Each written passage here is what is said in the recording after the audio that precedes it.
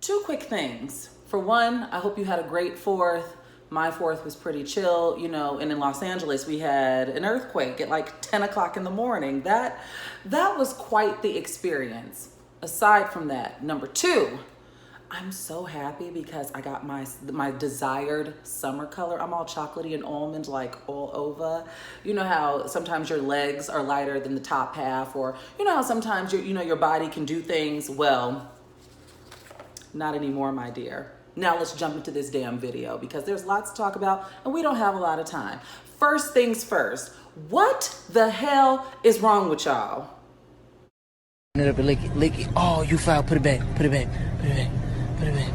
Oh, you're holding. No, seriously, what is wrong with y'all? Now, the young lady responsible for this IceCreamChallenge, they're not releasing her name. She is a juvenile. She's underage. However, this happened in Lufkin, Texas. I think this woman is a resident of like the San Antonio area. So I'm guessing Lufkin is around there. But yeah, the Texas Juvenile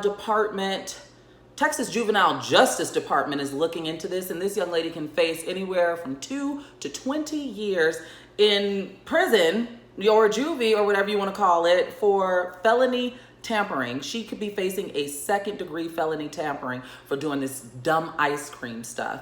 And I've been seeing an influx of this stupidity on social media. I'm like, are we this bored? It feels like a bad episode of Black Mirror. Why are there Black girls doing this? This typically isn't something that we do.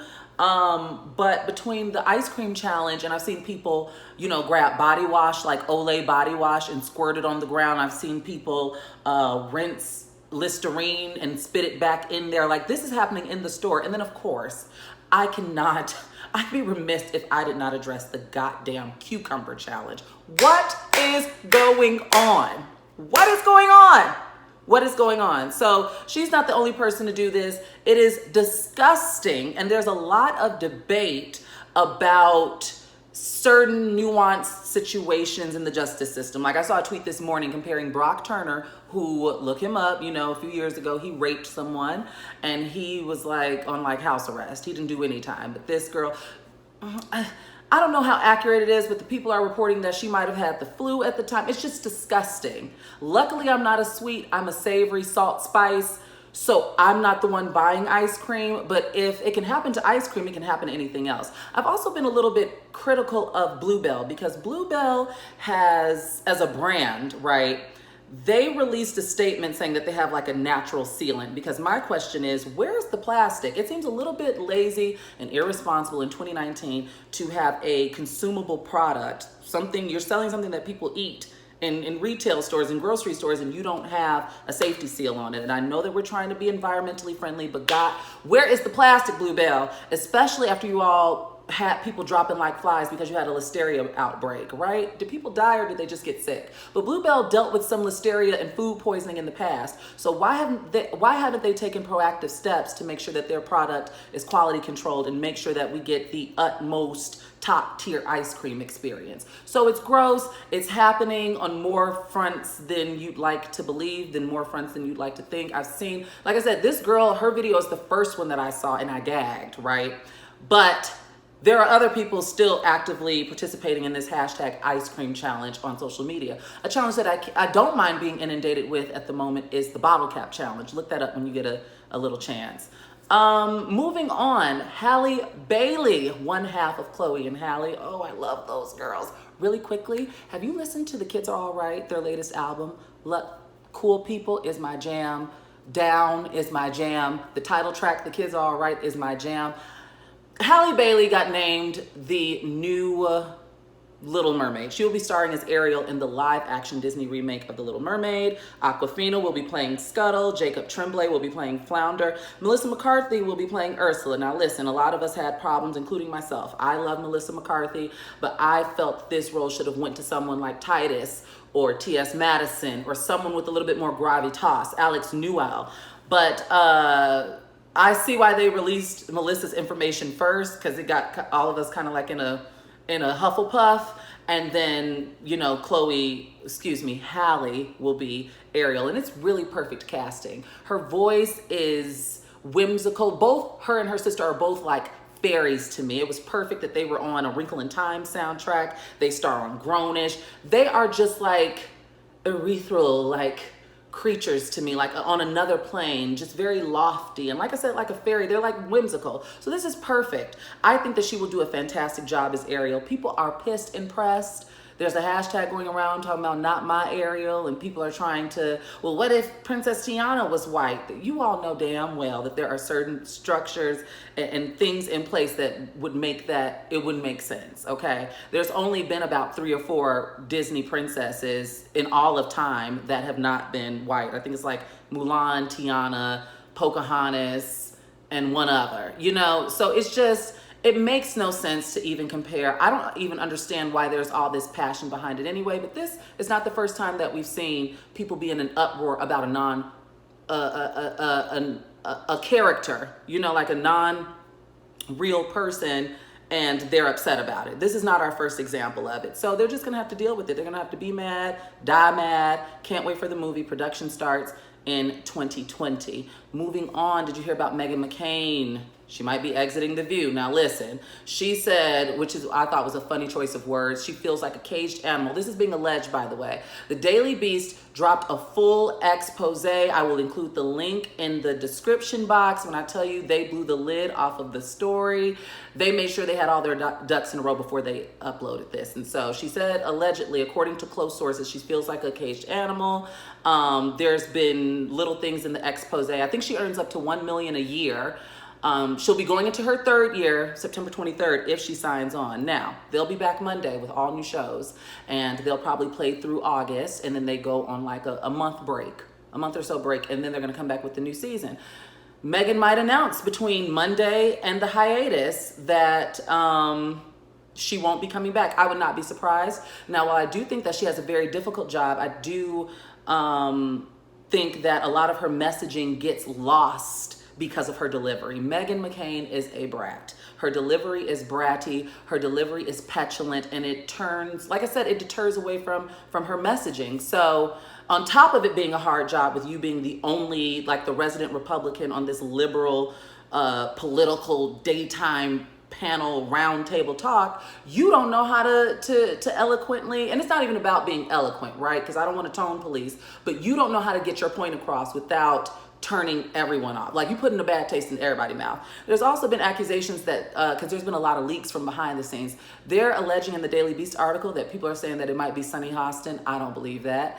And then Karen Dupeche, I hope I'm pronouncing her name right. She's TheView's makeup artist, and she's been there, I want to say, since the beginning.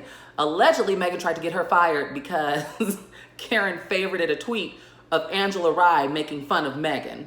So there's a lot in this expose. You gotta read it if you want to know more. And what do you think? Do you think that Meghan will sign on? Do you think that she won't? I want to hear your thoughts about this because it's very interesting. You all know that I love TheView. I just shout out to Channel Q Radio. I just was on there when the story broke talking about it. So yeah, moving on. What do I want to talk about next? Danielle Brooks, she's pregnant. Tasty, one of my favorite characters from Orange is the New Black. She announced on an Instagram post with the clear blue pregnancy test that she is 20 weeks pregnant. I'm so excited for her. Orange is the New Black is entering their final season.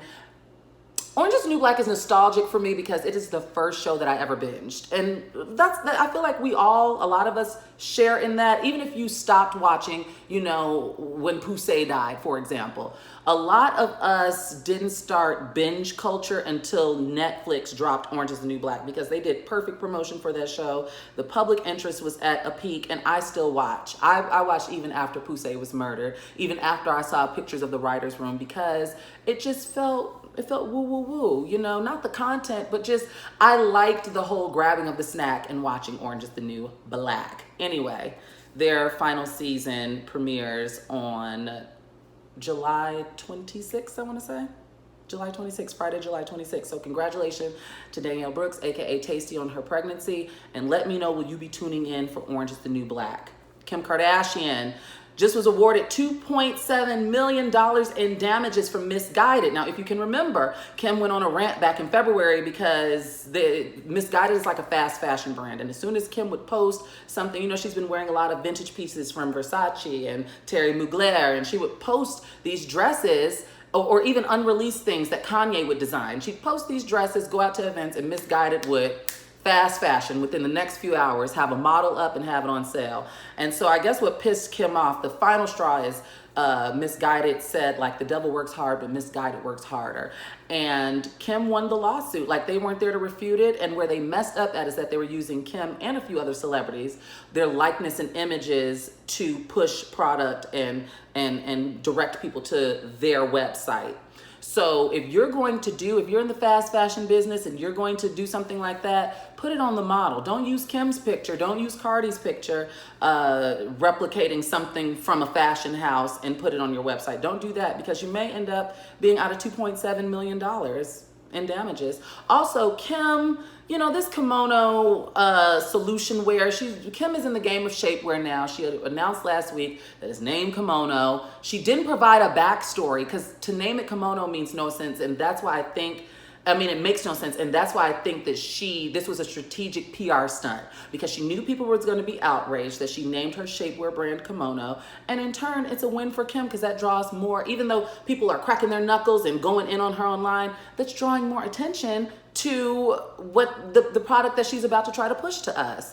So because she did not provide a backstory behind attempting to trademark, and I want to be clear, because a lot of publications were saying that she was trying to trademark kimono the word. It's not true. She was trying to trademark a certain font, like kimono the word, but in a certain font. Not that she would own the word kimono. So she announced that she is backtracking. She has not announced the new name, but it will no longer be named Kimono. Congratulations, Kim. You got our attention. As Nene would say, we're all going to buy it. We're all going to buy it. So congratulations, because I believe that was a PR stunt and she did what she had to do, only because she did not provide the backstory. Next on the list, Blueface. Did you hear about this drama? Now, I don't have the video, but allegedly, I saw the video. I'll include the link in the description box like I do everything else. Blueface got into it with his mama and his sister, honey. He got 2 girlfriends, and the girlfriend didn't address the mama when entering the house. They all were under the same roof. And then there's this violent video of Blueface throwing his mom and his sister out on the street for his 2 girlfriends. I don't know the inner workings of the story. He talking about when he was homeless, no one let him stay with them, and he got his sister an apartment. He don't know why she trying to live there now. It looks like dysfunction. Lots and lots of dysfunction. So we will see what comes from this. It's not looking good. There was just another video that surfaced of one of his girlfriends in a physical altercation with another girl. It just looks really, really bad right now for the family. And like I said, the video is a mess, and it's him throwing his mom and his sister out on the street. And they're alleging that it is rooted from one of his girlfriends having an attitude and not greeting the mom, and things snowballed. And child, you finished the rest. Last but not least, congrats to Lil Nas X. He came out as gay on the last day of Pride, and he said, like, y'all didn't know, I guess it's in some song named Closure on his EP that he released. And so he's been dealing with a lot of backlash, but because I can appreciate Lil Nas X's sense of humor, because he knows what he's doing. That boy knows how to work the internet. So congratulations for him for standing in his truth. He's been making his media rounds, talking about it. He just did an interview with the BBC in which he basically was like, look, I'm unfazed. What did kind of rub me the wrong way is as soon as he came out as gay, people instantly hypersexualized the song. They instantly hypersexualized the song, when before he was publicly out, it was about horses. And now all of a sudden it's about riding penis. So nevertheless, congratulations to him. I've run out of time. There's little things that are like thumbtacks in my ass right now. Like, why is Instagram going down every damn month? I swear Instagram has been down. We're only 7 months into the year, and Instagram has been down maybe 4 times this year for no reason. And you know it's a sister site with Facebook, so it's affecting Facebook. Chris Brown and this whole darky thing, and Tokyo Vanity, and Mama D jumping, Kelly Rowland, and then, of course, April and Lil Fizz and Omarion. There's much more that I wanted to get to in this video, but honestly, y'all, I really don't have the strength or the time. We're at 14 minutes and 20 seconds. In the meantime, take care of yourself. I'll see you next week.